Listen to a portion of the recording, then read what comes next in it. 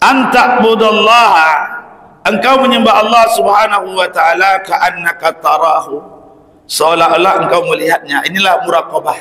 Makanya dia mencantumkan hadis Jibril ini pada hadis nomor 1.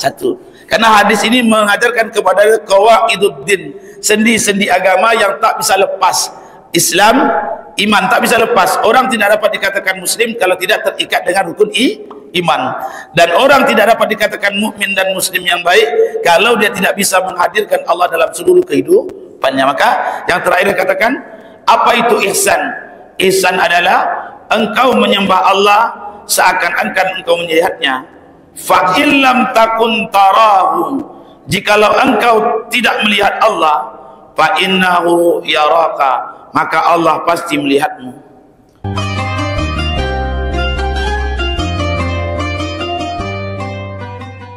Assalamualaikum warahmatullahi wabarakatuh.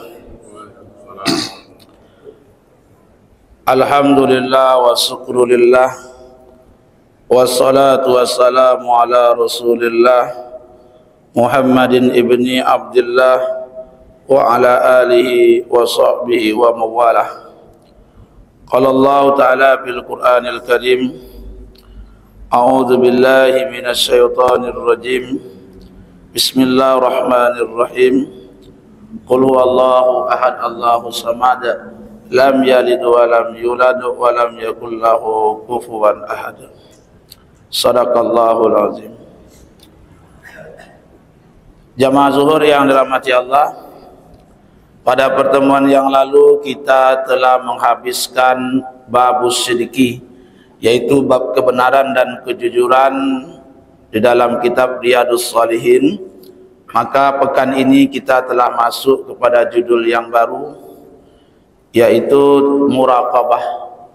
Muraqabah itu adalah kita merasakan bahwasanya diri kita tidak lepas dari ilmunya Allah, dari pengawasan Allah.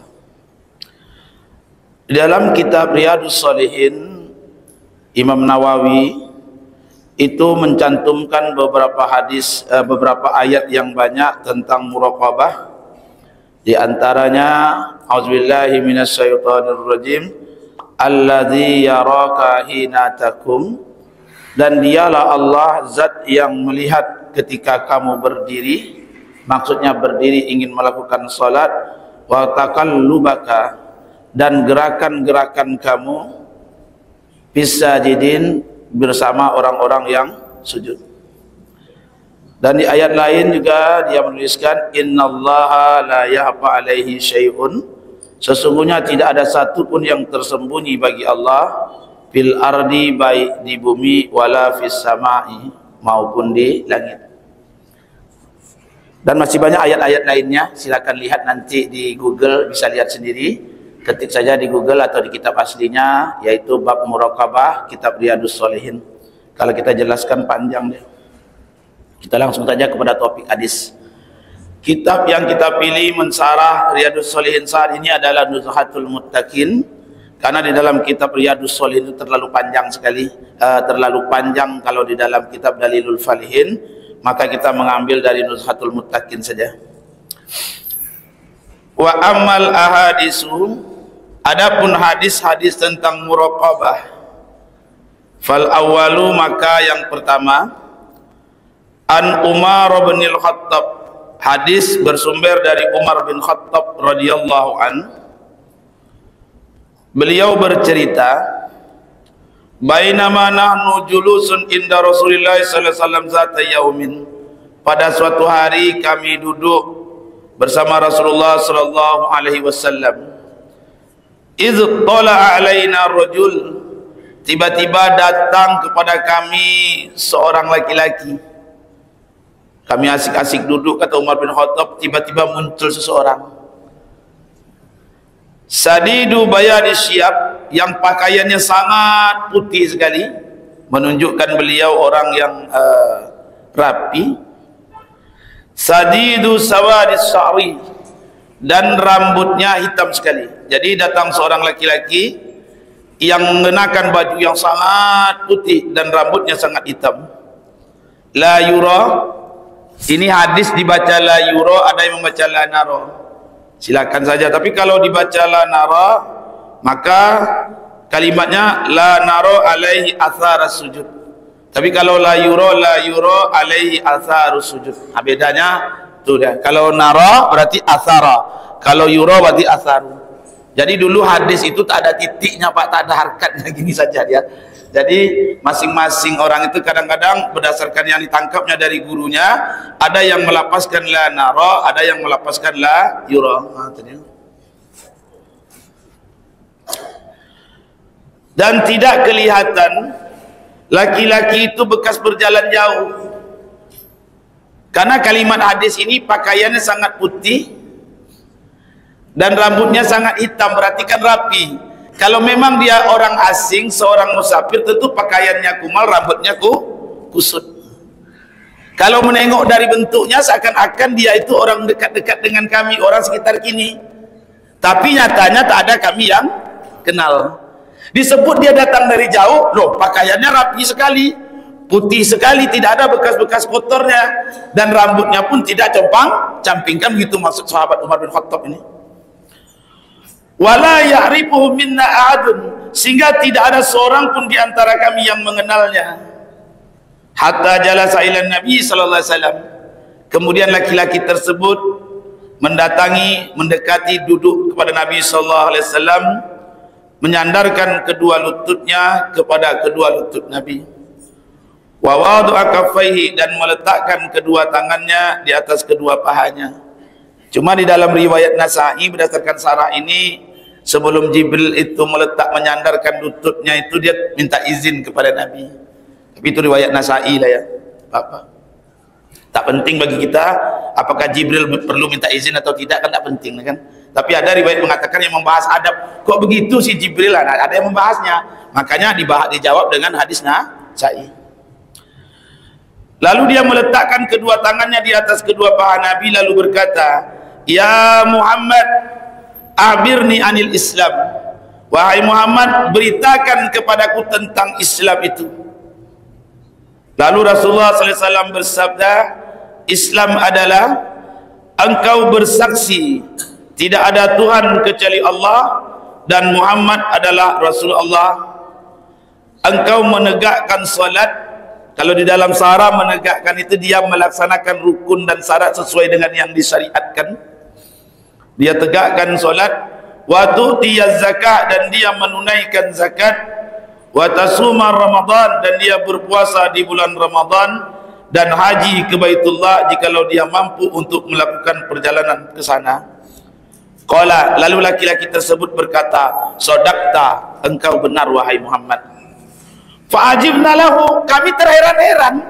Dia yang bertanya, dia pula yang itu masalahnya. Fa'ajib, terkejut kami. Iko laki-laki kau siapa sebetulnya kau? Inyo bertanya, dia pula yang membenarkan. Lalu dia bertanya lagi, laki-laki tersebut, beritakan kepadaku tentang iman. Lalu Rasulullah SAW menjawab, engkau beriman kepada Allah, kepada para malaikatnya, dan kepada kitab-kitabnya, dan kepada para rasulnya, dan engkau beriman kepada hari akhir, dan engkau beriman kepada kadar baik dan kadar buruknya. Ini kadar baik dan kadar buruk, ini kan dilihat dari kita, bukan kepada Allah. Kalau dilihat kepada Allah, apapun yang diciptakannya pasti lilhik. Tapi kalau dilihat kepada kita, kita menerimanya. Ada yang dinamakan baik, ada yang dinamakan buruk. Tapi kalau dinisbatkan kepada Allah, tidak ada satupun ciptaan Allah ini yang jelek, karena seluruh ciptaan Allah lil hikmah. Itu tauhidnya begitu. Qala, laki-laki tersebut berkata, Shadaqta, engkau benar wahai Muhammad. Lalu laki-laki tadi bertanya lagi, ceritakan kepadaku tentang ihsan. Jadi ada 3, tentang Islam, iman, ihsan. Qala, Rasulullah SAW menjawab, anta'budallaha, engkau menyembah Allah Subhanahu wa ta'ala ka'annaka tarahu, seolah-olah engkau melihatnya. Inilah muraqabah. Makanya dia mencantumkan hadis Jibril ini pada hadis nomor 1. Karena hadis ini mengajarkan kepada qawaiduddin, sendi-sendi agama yang tak bisa lepas.